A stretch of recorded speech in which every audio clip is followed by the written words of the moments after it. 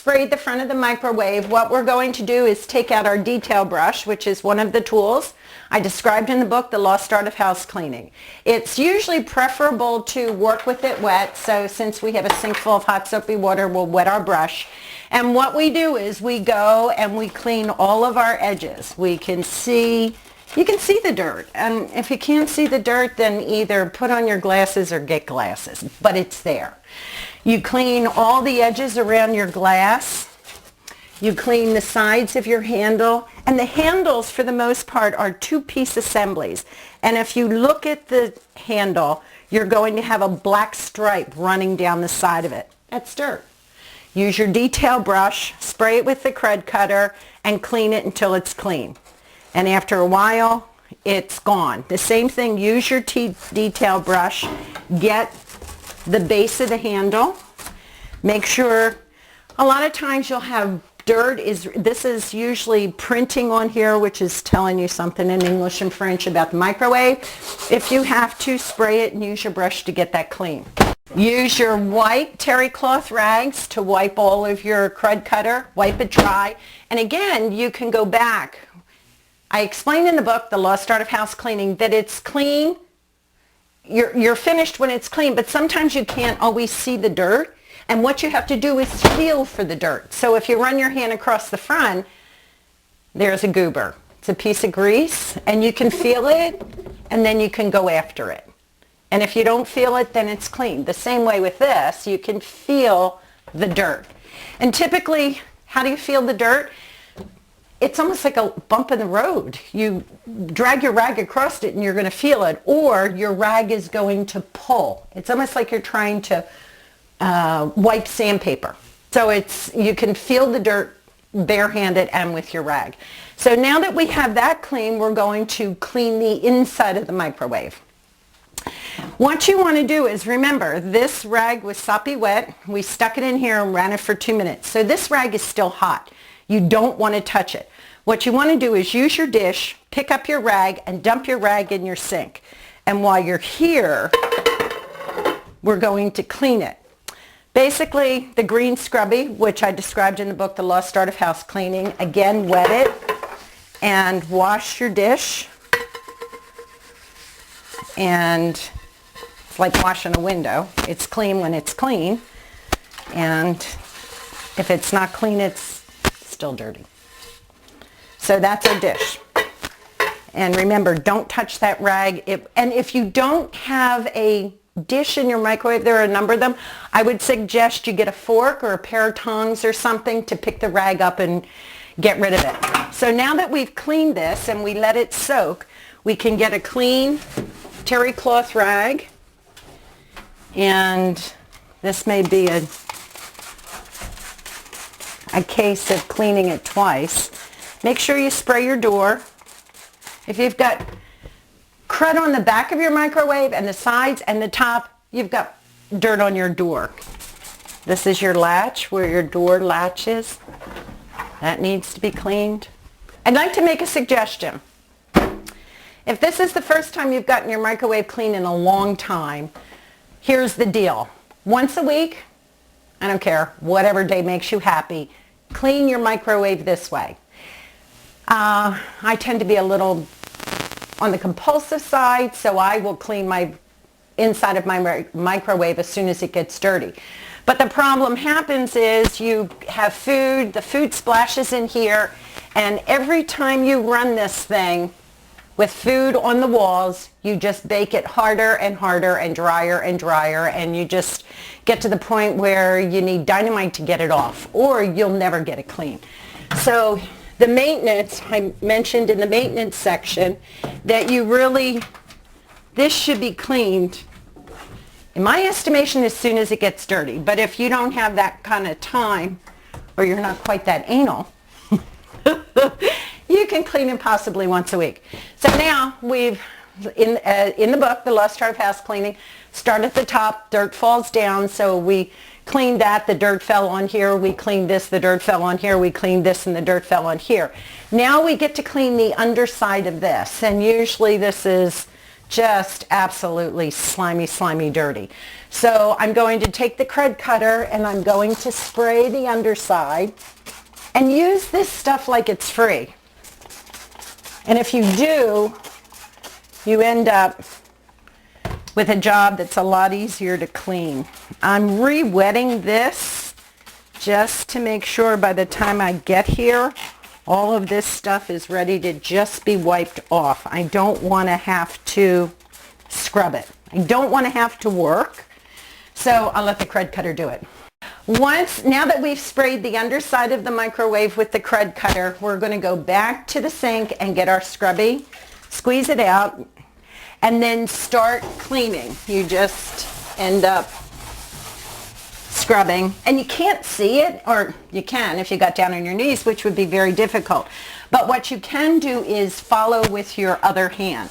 So with one hand you're scrubbing, and with the other hand you're following the scrubby, and you can feel the dirt. And when you feel the dirt, you go get it. All right? So now it's time to wipe it. We need another clean rag. And don't keep dragging your dirt from one section of the kitchen to the other. You should have, hopefully you got the 60 rags like I suggested in the book, The Lost Art of House Cleaning, and they're all ready to use. And so to use 20, 25 rags to clean this section of the kitchen is not unusual. And on occasion I've used 40 and 50 rags. And you'll see the grease. The grease is going to be yellow. It's going to be yellow, just almost like egg yolk, but it's actually dry grease. And if it doesn't come off easily, you've got some screws in here. Make sure you clean them. The old fingernail, if you have a fingernail. If you don't have a fingernail, get your little scrubby and work on the spot, the specific spot. So now we've cleaned 1, 2, 3, 4. Okay, now we're going on to the next section, which is the wall between the microwave and the top of the stove. And if you've got dirt here and you've got dirt here, you've got dirt here.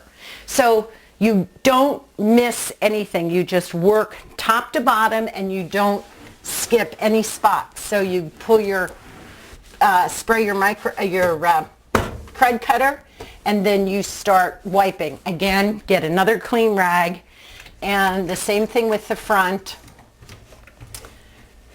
We didn't get all these knobs off. We only got 2 of the 6 knobs off. This is a perfect example of, I don't think these knobs have been off this range in the 30 years that this thing's been in existence. So we've got a problem. But actually all we can do is the best that we can do. In this case, we'll clean what we can. The 2 knobs that we did get off are in there. And then let me caution you.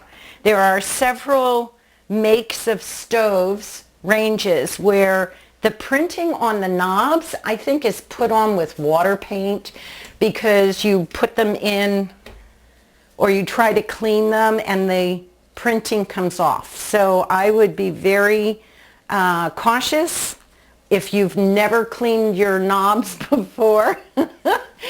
So when you clean your knobs the first time, make sure you don't take all the print off them. Otherwise, when you put them back on, you're not going to know what's off, what's bake, what's high, what's low.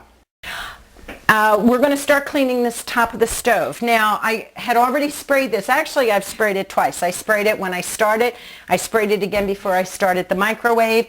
And I'm going to spray it again just to make sure I've got the dirt.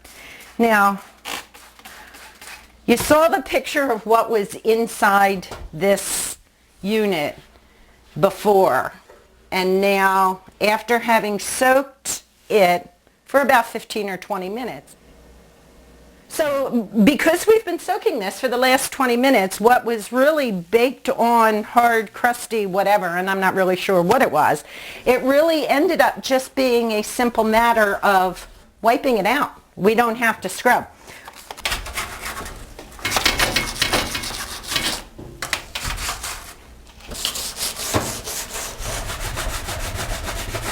And we've probably spent 15, 20 minutes scrubbing all of this out of the inside of this range.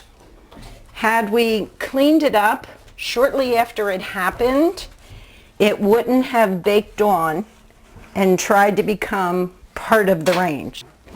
Keep throwing your rags down and getting a clean rag when the rag you're using gets dirty. Otherwise, you're just going to keep dragging the dirt all over the range top.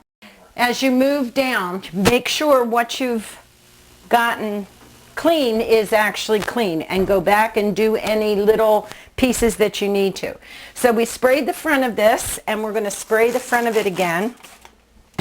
We're going to wipe it because the crud cutter has had an ample opportunity to... And now let me explain something. This is very important. Okay. This range here has these little slots in the top of the door. You open the door and you have these little slots. So we have these slots. Now, if your oven door, when you open it, doesn't have slots here, what you have, or what you will have, are going to be slots right here behind your handle. The purpose for those slots is for the heat to escape. You have two windows here. There's the interior window and the exterior window. And when you're baking, the heat from the inside will exhaust through these slots. The reason you don't want to get crud cutter or any liquid for that matter in these slots or in these slots here is because it's going to run down between these two pieces of glass. And when it dries, you're going to have a white streak. And you may very well have a white streak, and you look at your glass and you clean the outside, clean the inside, and you can't get that streak out. The reason is because you've got something between your two pieces of glass. When that happens, and we've done that on occasion, we've gotten crud cutter or something in between the two pieces of glass, the only way to solve the problem is you need to call, unless you're handy or your husband's handy, an appliance repair man. Now we have to clean the underside of the handle. You want something dirty? I mean, come on. This thing is filthy. But anyway, what we're going to do is, again, use the crud cutter, spray the underside of the handle, again, spray the front, and watch the grease. Watch this slime. Slime. And then we're going to need our scrubby again.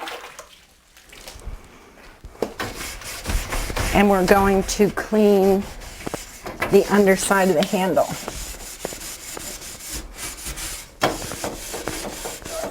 Get your edges. Get the edge of the glass. Last night we ran the self-clean cycle on this oven, so it's all clean, and now what we need to do is finish it. And by finishing it, we're going to take out the food that was in there on the bottom of the oven, burned out, so we have some ash in there. We're going to use our crud cutter, then we'll be ready to finish the rest of it.